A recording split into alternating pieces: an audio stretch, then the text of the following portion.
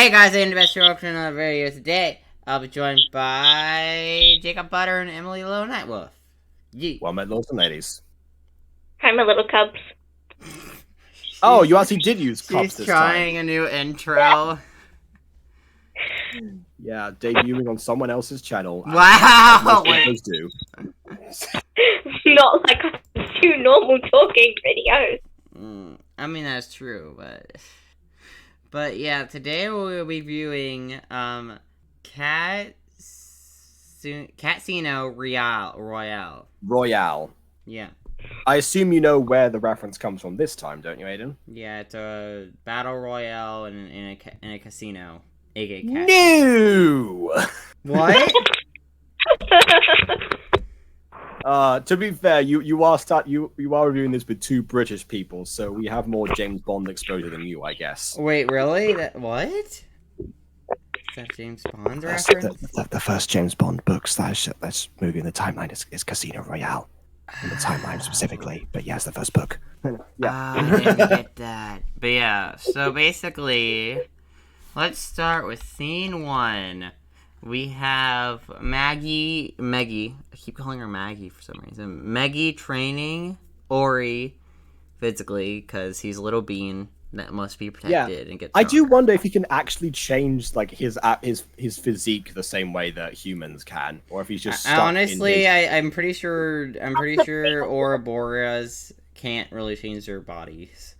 I think they're stuck as little beans forever. Makes Well, sense. they could become bigger beans. They could become more ripped beans. Honestly, I feel like seeing a ripped Bora would make me very uncomfortable. Like, what does a ripped Bora even look like? Benedict's body. Well, that's not his body. That's the weird guy he's using. Oh, okay. It kind of feels like Krang in a way, you know. Yeah, but it wouldn't even look like Benedict's body. It would be like you'd have the circle, small body, but then you would have these really buff arms. Buff legs, buff arms. Yeah. Again, Krang's body, yes. That'd be very weird to see. I mean, it's no weirder than the fact that his face is clearly drawn on with every expression. Yeah. So again, just part of the aesthetic. Like, for example, the background's changing when Maggie's on the phone to Whisk, which, by the way, they definitely could have traced the caller ID on that one, but never mind. Yeah. I'm pretty sure Whisk carries her phone with her at all times, just again behind her ear, like we mentioned last episode. Yeah. So, but yeah, this is interesting because this is like Because more than Casino Royale, it actually resembles Ocean's 11 a bit more. I don't know anything Ocean's about 2. James Bond, so yes.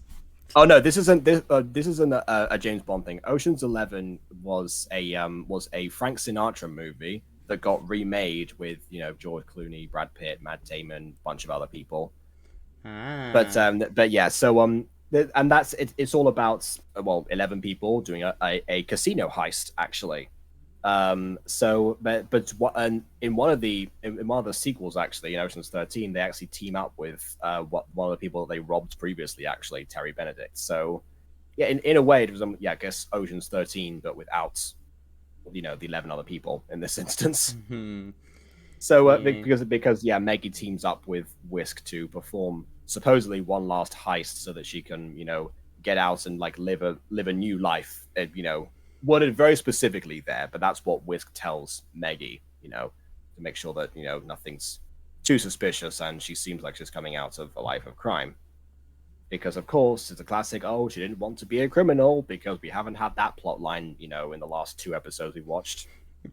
Well, fair. But yeah, so basically they do a heist, and yeah, we get to meet Floy and Doy, which is we don't get to see them anymore in this series. Like, they're kind of one-off characters, which is rare in this series. Like, most of the characters aren't one-offs, Didn't you say the Bellman from last episode? Yeah, the Bellman was a one-off, but Floy and Doy, but very few characters are one-offs in the series. Yeah.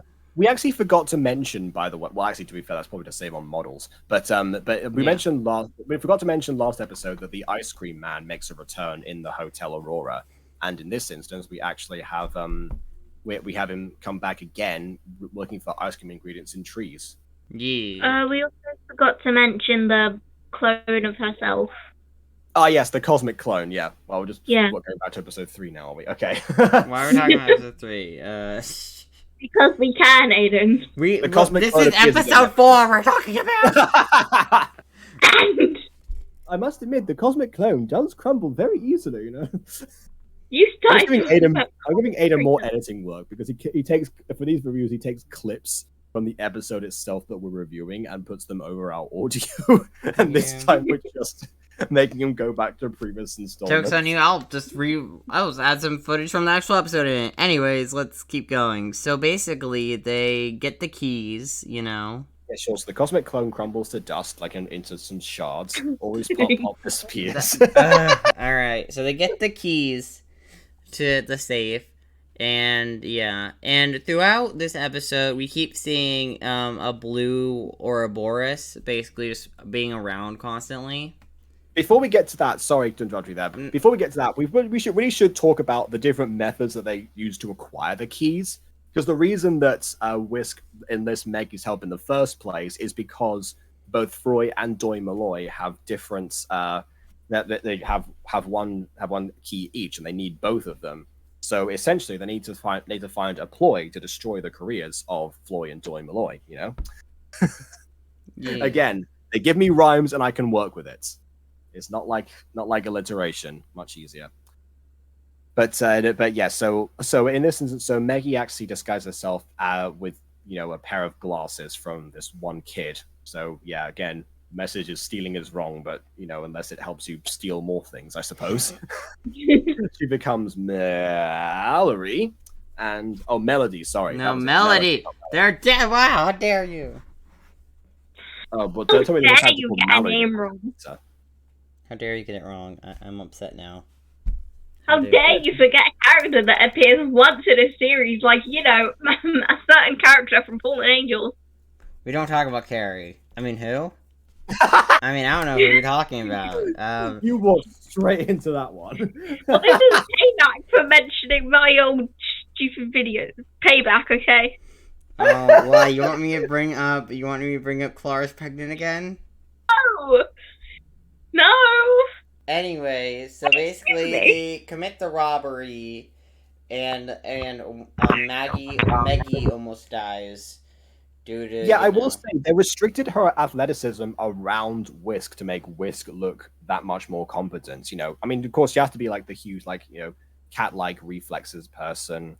There's the acrobatic master that she actually is. However, if I feel like they actually definitely nerfed Maggie to make that comparison work, because at one point she just stands there while still inhaling the gas or something, and then also during the laser scene, Whisk just whisk through it, weirdly enough, and Maggie's like, okay, well, I better go very slowly here. I'm not going to duck, but I'm going to take my time, because that's what we're doing. Yeah. Yeah. And also, it's worth mentioning that again, Maggie had a lot more trouble with getting the key from Froy actually versus Whisk could just use as one of Doi's wigs. Well, to be fair, Whisk was a lot more brutish with her attempt to get it, because she literally just snuck in, got caught, and then immediately just threw the wig in the guy's face and ran away. When Maggie actually just tried to, talk. Yeah, away. She does realize that her gas gun is gone, which leads nicely into the thing that I interrupted you from before, which was the blue Bora that keeps appearing every now and then. Yeah. So basically, at the end of the episode, it's revealed that Ori was basically behind a lot of things. Basically, at first he stole her nightmare gas gun, and then when he got her mask, he put on a little thing that will shock her, basically. And yes, a shock. Worth pointing out, not that kind of kitty. And finally, he stole her getaway and got on it. Yeah. So again, we see him like through disguises. Weirdly enough, Whisk is now no longer the only person who can throw her voice, which that power does actually come back. She imitates a Joy as well on a phone call or like a earpiece call or whatever. But yeah, Ori has some talent for at least disguising himself and adopting different characters, even as Maggie points out, even a woman. So why not? Intelligence and ingenuity wins overall, and it was really nice to see. Even though Maggie got nerfed in this episode, Ori definitely got bigged up because, I mean, it's one of, you definitely were not expecting, this clumsy gag character that's always doing his best, but always falls flat, especially in comparison to the much more competent Vacation Maggie, to actually end up saving the day in the end. But he really does. I mean, I did think that he might have been the getaway driver or something. It's like, oh, she got to Ori too, but clearly not. I guess that was just not planned. And of course, her mask, Whisk's mask, is always her weakness. So once again, very, very, very shrewd deduction from there, and a very good twist to this episode. I think it's probably my favorite episode thus far, actually, considering all these different aspects. It even harks back to old Abridged series content. So again, another anime comparison of sorts, but more internet anime, because a lot of the time people use, especially Team 4-Star, use German accents for comedic characters, and that's exactly what we get with Doi. So a lot to enjoy, actually. Yeah. Alright, so let's have an update on Emily's character arc. How is your simpage level?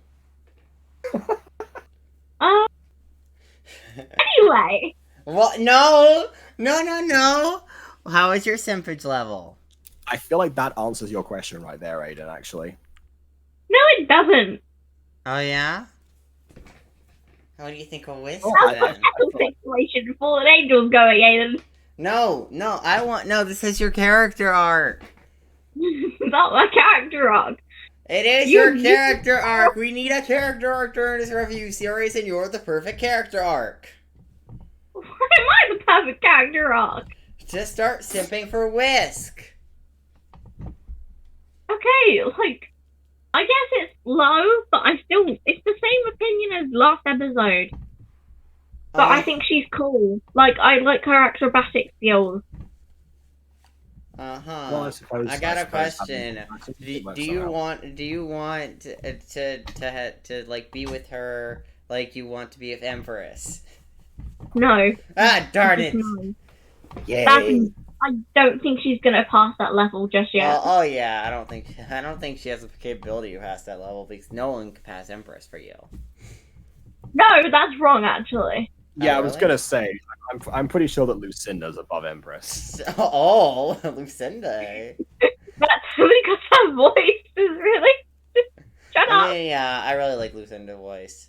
Wait, what do you think of Maggie? Maggie. What do you think of Maggie? Do you You're gonna go through all the female characters just to see which one Emily simps for. Yeah, do you simp for Maggie? Her hair color. That's about it. I like her hair color. Anyways, let's end this review here. So I hope you Hold guys... on a second, actually. I forgot to mention something again for episode 3 last time. I didn't know how to really phrase this before because I was talking about gag characters. Whenever I think about gag characters and and a world that runs on its own comedic logic, I think of like early Akira Toriyama.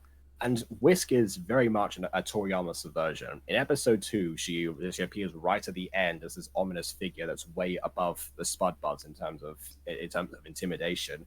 And then immediately you contrast that with her shyness, which gets to the pinnacle in this episode, at least so far, where she's like rolling on the floor, having a huge like anxiety attack, which again is framed funnier than it sounds. I'm not selling the idea very well. Yay!